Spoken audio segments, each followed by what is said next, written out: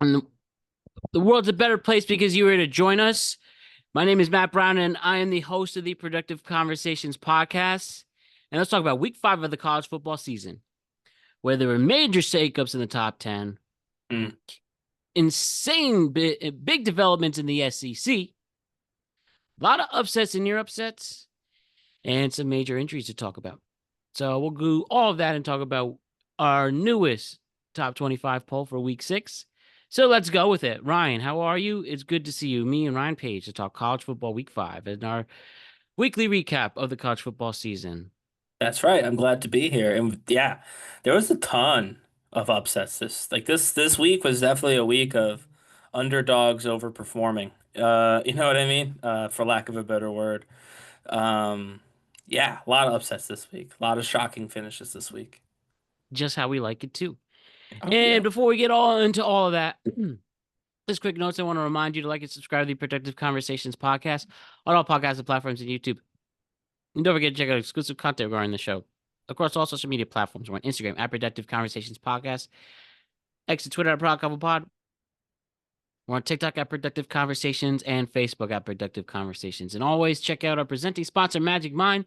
This episode has been brought to you by Magic Mind, the world's first productivity shop where you can do more and stress less. And if you're like me, dealing with work, life, trying to be social, this show, and anything else in between, and you just need a little boost or a way to have your mind get a little clear and feel good about yourself and what you do in your life, definitely take the green tea shot in Magic Mind or the sleep aid shot in Magic Mind as well if you want a beautiful night's sleep. So if you want to check out the great benefits like me, and I've been taking it for almost about 2 years now, and really has made a great boost in my life, and I am very thankful for it. My brain feels clearer. I am more energetic to go about my day. I don't feel achy. I'm not dozed off. I don't really snooze that much either. And it really has been a game changer for me. So if you want to see the benefits like me and many others, go to magicmind.com/PCJune for 48% off your first subscription or 20% off your first one-time purchase.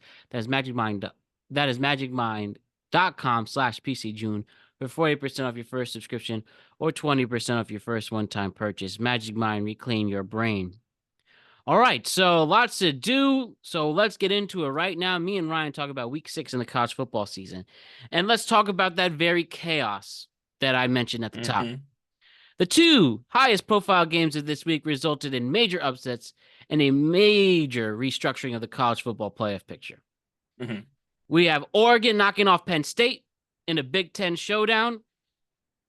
Penn State, often criticized for not winning in the big game. Well, that stereotype continues. Another example, yeah.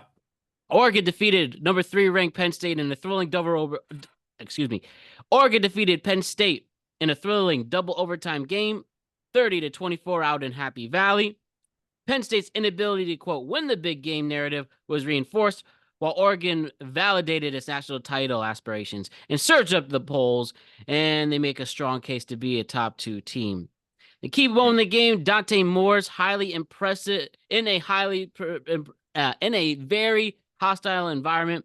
Dante Moore and the Oregon defense sealed the victory by showing what great stuff they have. Dante Moore got them down the field. The big interception in the second overtime sealed the deal, and Oregon wound up winning. As for the other big high-profile game in the top 10, Alabama, they ended Georgia's dominance once again. The 17th ranked Alabama Crimson Tide defeated number 5 Georgia Bulldogs in Athens by a score of 24-21, ending the Bulldogs' 33-game home winning streak. Under new coach Kalen DeBoer, Alabama showed it is back, and it is a serious contender again, reminding the nation that Kirby Smart's program still has an Alabama problem, if you will. Now I believe 1-7 against Alabama in his career at Georgia. And the key moment in that game, with the Crimson Tide's defense stifled Georgia's passing game all game long and held the Bulldogs' explosive offense to its lowest point total in years.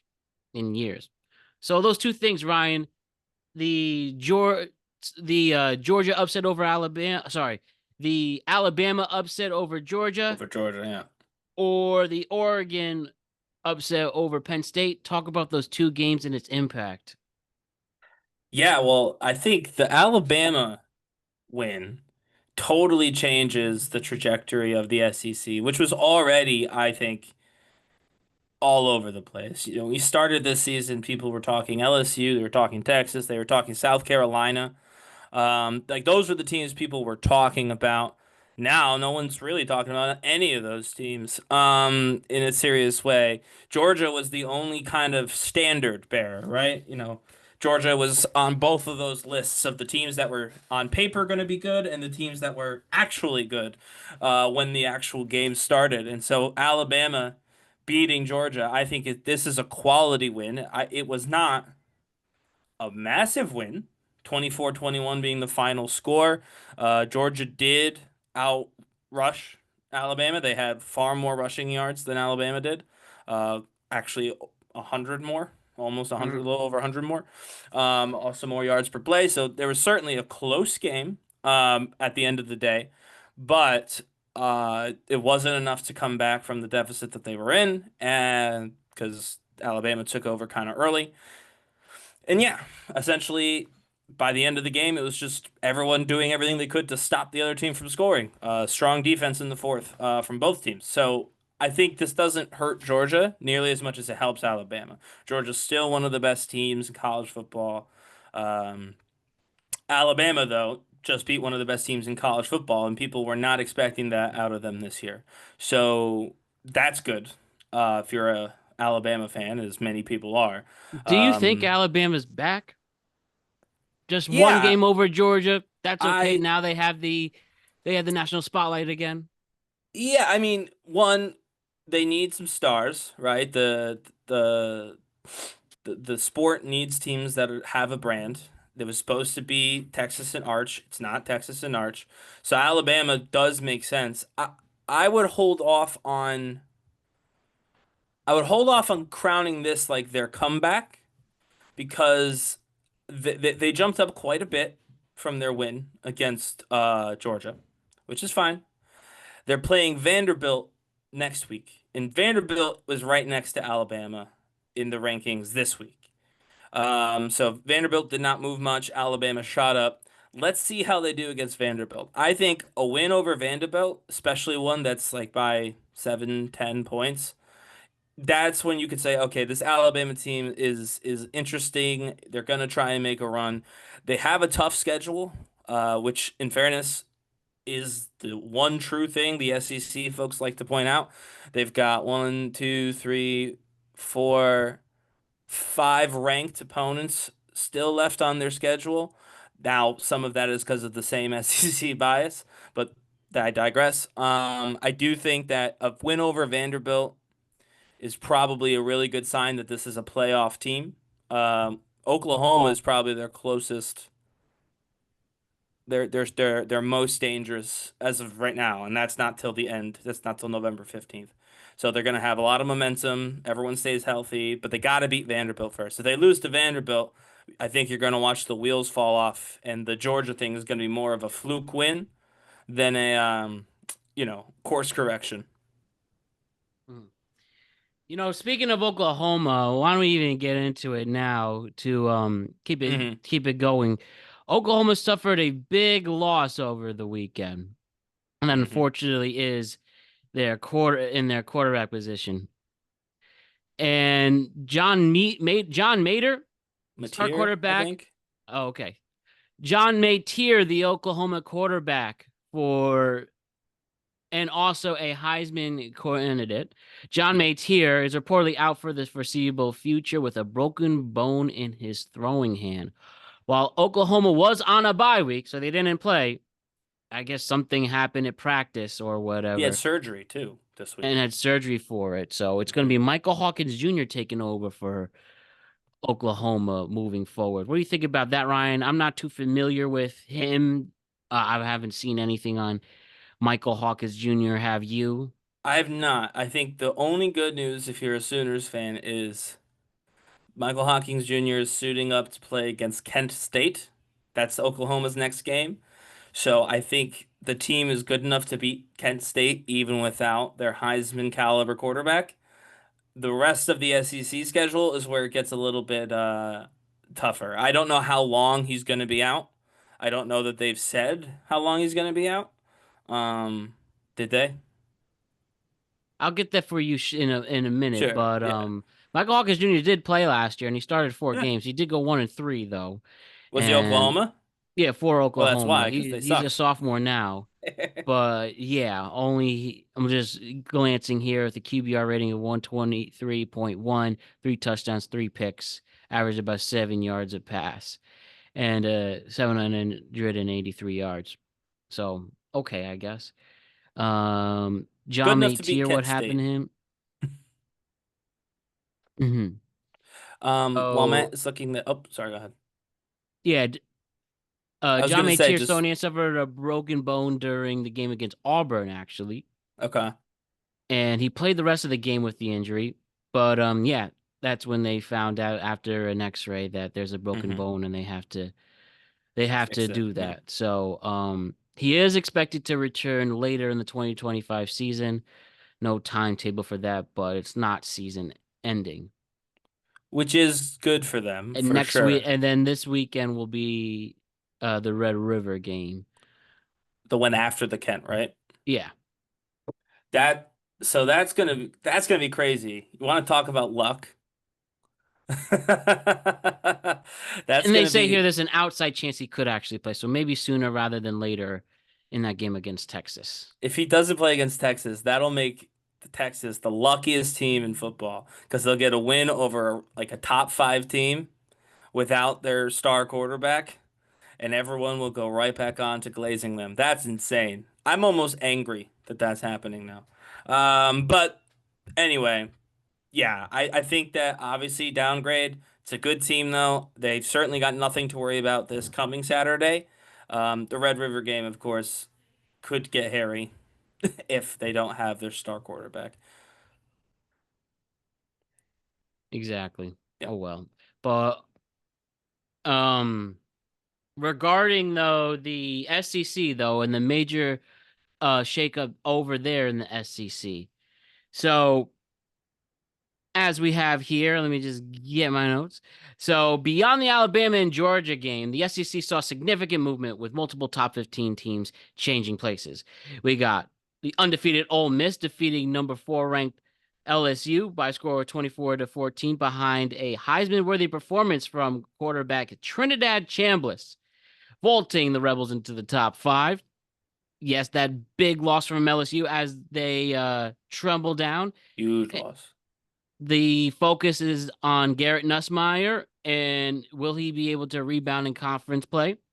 Tennessee avoided a major upset, escaping with an overtime win against Mississippi State by only winning by a score of 41-34. And Texas A&M continues to stay undefeated.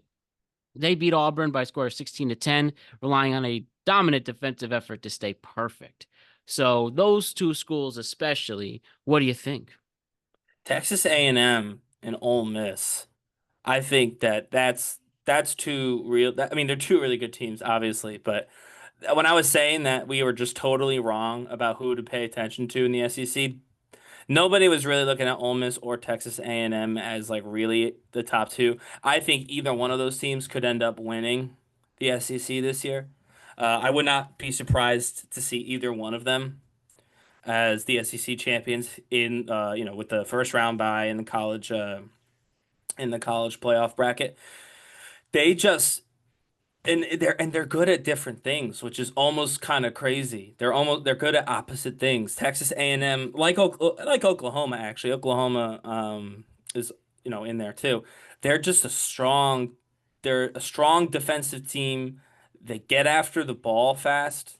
You know what I mean? Like they are just defensively, they are. I don't want to say ball hawks because I don't think they have a ton of like actual interceptions, but they're like on the ball always. Um, they run a very aggressive defense. At least the games that I've seen. They play Mississippi State next. I've really liked watching Mississippi State next this season. I plan on watching this game in its entirety next weekend. Mm-hmm. So hopefully I'll have more to report, and we'll see if my what I've seen so far it makes sense. But then with Ole Miss, they're just a really good offense. They're just score. They're like they can just make scores happen. 19 to 24, you look at those numbers, you're like, that's not like too bad, right? But then you look at the actual score breakdown and it's like they scored almost every quarter. Like they're consistently in a position to score. The only quarter they didn't was the third, and they were still plenty of times in position that looked like they could maybe score. There are teams that don't do that. There are teams that start hot or teams that, come back and they kind of take some time to get their offense moving. But not LSU, Ole Miss just starts on, scores and continues to score, and you just have to start making sure your numbers are higher than theirs, and that's hard for some teams to do. So, I don't like Ole Miss all that much. I won't lie to you. Lane Kiffin's a bit of a, you know, he's rude, but he's doing very well, and his It's too offense much. is always like on, and which is impressive. So yeah, they well deserved. All three of the SEC teams that are new to the top five, uh, well deserved. Yeah, I think they're all in the perfect spot too. Actually, like 4, 5, 6. I think that is genuinely in some order where I would put all three of those teams. So to me, that's you know the fact that they're there and not Texas, Alabama, Georgia, LSU, the usual suspects, I think is great, and they've earned it. This is not the usual. We say, oh, SEC always gets a favor. No, these three teams are absolutely three of Truly in legit. yeah, three of the best teams this year, at least through 5 weeks. You know what I mean? So like, I like it. They have number 11th ranked Indiana. Number 11th ranked Indiana continued to sorry. Number 11th ranked Indiana continues its great start by holding off Iowa on the road by a score of 20-15. Now the Hoosiers are up in the top 10. mhm. And Illinois edge USC. Number 23 ranked Illinois defeated number 21 ranked USC by a score of 34-32 on a walk-off field goal, providing much needed credibility for the lopsided loss last week for Illinois, if you remember. Yeah. Yeah, that starting with Illinois because there's just less to say. That was obviously a close game. It does not erase the absolute smackdown that they received last week by Indiana. Indiana in the top 10 makes sense. There's some fan bases that don't think that that's true. I don't know how you can come to that conclusion watching how Illinois is a good football team. And they got absolutely bodied by Indiana. So going though to the Virginia thing, a lot of people are giving Virginia too much credit, like just way too much credit. They lost to North Carolina State. That's their one loss. Their wins are against Coastal Carolina and William and Mary College down here in Virginia. They are not that good a football team. Uh, they're fine. They're fine. What this to me means is that Florida State was elevated well beyond where it should have been for a win against an Alabama team that wasn't ranked properly to begin with. Like the whole thing, Florida State was elevated because they beat an Alabama and that was improperly ranked, and then Florida State was improperly ranked, and Virginia beat so now Virginia's going to be ranked. It's going to be a whole thing, and it's crazy. Virginia is a fine football team. They are not one of the top 25 football teams in college football. They just aren't. You can look at their stats in that game. It was about dead even. Like, you know what I mean? Like they got out they total yards, they had less total yards, they had less passing yards, they had less rushing yards, they had less yards per play. So they were close, but they actually lost in every metric. Uh you know what I mean? With the exception of third down efficiency. That's the only metric they won in that I can see here. So it's like, yeah, not a good football team. If I'm Florida State, I'm really worried because you lost to a pretty bad football team. Like you were comparing yourselves to like be a real contender in uh in the conference and you lost to Virginia. That's not good. And like they say, not good. So Oh, shiny new toys sometimes, right? yeah, So why don't we talk about the top 25 ranks really quick right now, sure. and we'll call it a night. So where do we go? First, we have Oregon jumping to number 2 after their dramatic double overtime win at Hmm. Penn State. How about that? Are they a top 2 team now, as we talked about? Yeah, I would argue that they've been a top three team this whole time. I've said this and I'll say it again. Miami, I think, is actually probably the best team that I've watched play this year. Ohio State is real good too. Oregon's real good. They're all really good. I don't think you go wrong with any of the four or any of the three at the top spot, so I'm not going to be nitpicky. Yes, they're one of the three best teams in college football this year so far through 5 weeks. They've got stiff competition for that top five's got stiff competition this year. Really, truly. I think there are several teams that you could say, yeah, they're a top five team this year. And so it'll be interesting to see if they hold it. But this Oregon team, unlike last year's Oregon team, has actually gone out in ways that people like they've gone out and proved it in a way that I don't think the Oregon team last year did. The Oregon team last year had a really good record on a really, weak schedule.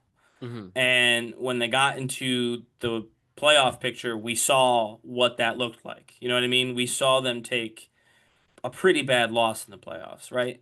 And so this team has got a much more legitimate schedule. Penn State is no joke. You beat Penn State, um, etc. Yeah, I do think that this is a really good team this year. Um, and what's it? Dante Moore leading this team. This is his first year leading the team, doing an incredible job. We talk a lot about the quarterbacks because the quarterbacks lead the teams, and Hmm. he's one that I don't know. I wasn't really paying much attention to him in the before the season started. I didn't really have an opinion, but he's leading the team really well. So that's, obviously good for him. Help rise his stock up a little bit for before he makes decisions about what he wants to do next year. All right. Ole Miss surges as well. Ole Miss jumped 9 spots to the number 4 spot in the list after defeating LSU, their highest AB ranking poll since 2025. Penn State's home defeat dropped them in the rankings. Georgia lost to Alabama, leading to a drop. LSU fell after um losing to Ole Miss. Alabama is number 10. They're back in the top 10 after their win over Georgia. Florida State drops really hard. Now they're at 18. And the other new entries, Virginia in the top 25. Arizona State is back in the top 25. And yeah, the one thing there is Ohio State staying with a slim 20-6 victory over Washington. Yeah, I would say we have to, what's it called? Alabama. We've had this argument with somebody offline. Alabama in the top 10. That's a tough call. It was a good win, but it was a close win. Georgia could have beat them. I don't think it's unfair to say, I hate to play hypothetical games because the game was played and Alabama won. But I think if you ran that game 4 times, 5 times, I don't know that Alabama wins even the majority of the time. I think it'd be close. And so I don't know that they should have jumped up to the top 10 like that. My continual despise of Texas being a top 10 team, despite having only played one good team and losing to them, it continues. They didn't play this week, but they went up one somehow. But it's okay because the actual best team in college football didn't play this week, and they actually went down one to make room for Oregon. So yeah, I'm gonna call it. I don't get the Alabama. I'm not on the Alabama train yet. I said that in the beginning. Up 7 is a crazy number. I think Vanderbilt could easily beat them next week and send Alabama off the list entirely. You know what I mean? So that's craziness to me. They beat them Ole Miss last year. though, Ole Miss to the actual point. best team in the SEC. Why is that? Well, one, they're 5-0, so that's helpful. But two, Mhm. LSU is a good team. They do have a Heisman caliber quarterback who's had a decent run. I mean, they've been a weakish team, but they haven't been totally inept. And then you just look at who else is in there, who's in there with them. Like you've got Texas A&M. We've already discussed. They're almost like water and ice, right? They've got offense and defense, very different strengths. So that would be an interesting game. Oklahoma, even before they lost their quarterback, was probably a coin flip to beat Ole Miss. Now I don't think they have a shot because they have, like I said, Ole Miss scores a lot. You have to keep scoring to be in a game with Ole Miss. Um, and yeah, just look at the rest of their division. They have a good division for sure, but Vanderbilt, Tennessee, do we really see it? Tennessee almost lost to Mississippi State. Mhm. They didn't almost lose, but kind of they did. They're gonna be Ole Miss now. I think that they're just are. And again, it's such a crazy division this year that it's almost foolish to say that because it just changes so fast. But I think if you're asking me who's gonna get that first round bye from the SEC this year, I think I might say Ole Miss. And yeah, that'll be interesting to see how they do with that. All right. Vote of confidence from Ryan for the University of Mississippi. Good stuff, Ryan. All right. That'll wrap up things for this week. We'll see you next week with a week 6 recap of the college football season. Also, check out our week 5 recap. Sorry, our week 4 recap of the NFL season. And check out our postseason coverage for Major League Baseball. That is available tomorrow to the beginning of Tuesday. Tuesday, the baseball postseason coverage will be Hmm. available. Tuesday, there'll be another tweet caps as we recap the biggest and trending stories in our world and culture. And then on Friday, another tweet cap after that, recapping what was trending over this past week. And then Tuesday's what was trending over the weekend. And then instant reactions to all Yankee playoff games, no Met playoff games this year. So we'll see you all soon, and it's going to be a good week. So see you next week for the halfway point of college football. See ya. Reload Revolution. Peace.